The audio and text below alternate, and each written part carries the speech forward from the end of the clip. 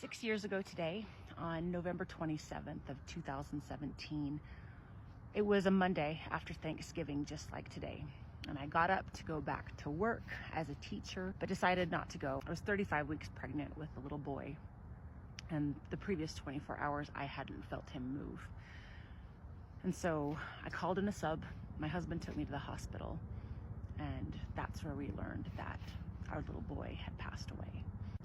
So our little Enoch was put to rest here at this beautiful cemetery here in Provo, Utah. There are a lot of tombstones and grave sites with scriptures and church references and pictures of temples on them. And I thought it'd be triggering, but it's not. 20 years before Enoch was stillborn, my two sisters, Denise and Tanya, died in a car accident. Enoch was delivered on my older sister Denise's birthday. And so we had him laid to rest on her gravesite. At the time, I was a very strong, active member of the Church of Jesus Christ of Latter-day Saints, or the Mormon Church. I had a lot of faith in the plan of salvation, in the doctrine that families could be united forever. And I was promised that one day I would be reunited with my sisters and my little boy, and I would be given the opportunity to raise him. And at the time, that gave me a lot of peace. But today is the first day I'm back at this cemetery since I left the Mormon Church earlier this summer. My faith has changed. When I left the church, I think I threw out religion as a whole. I think I would now identify as an atheist-leaning agnostic. And so I came up to the cemetery today to kind of see how things felt, how they landed with me. You know what? I'm still at peace. I don't know that I believe in a life after death, though I understand why people do. I did for 45 years. But lately I'm thinking that this is probably the only life we'll ever live. And that doesn't make me sad. It doesn't make me sad that I'm not going to see those who've passed on.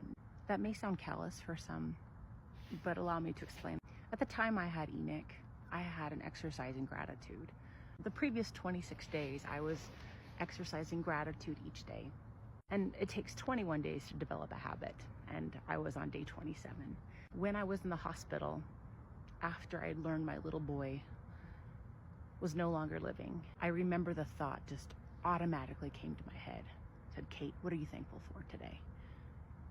And the response came just as naturally. Well, of course, I'm grateful for the doctors, and I'm grateful for the nurses, and I'm grateful for their compassion.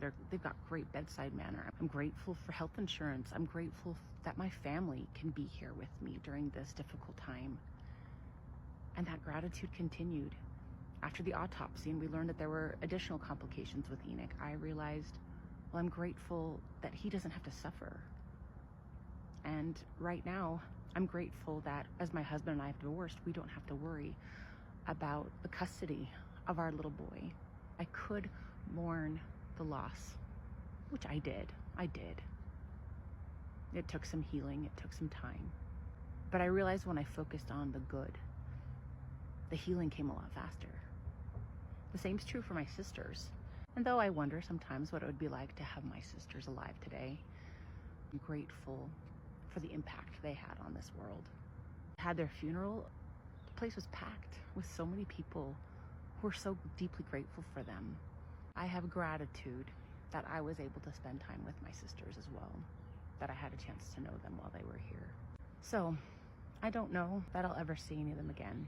If I'm wrong and I do get a chance to see my family again, awesome. That'd be pretty cool. But if the opposite is true, if this is the only life we get, then I'm okay with that too.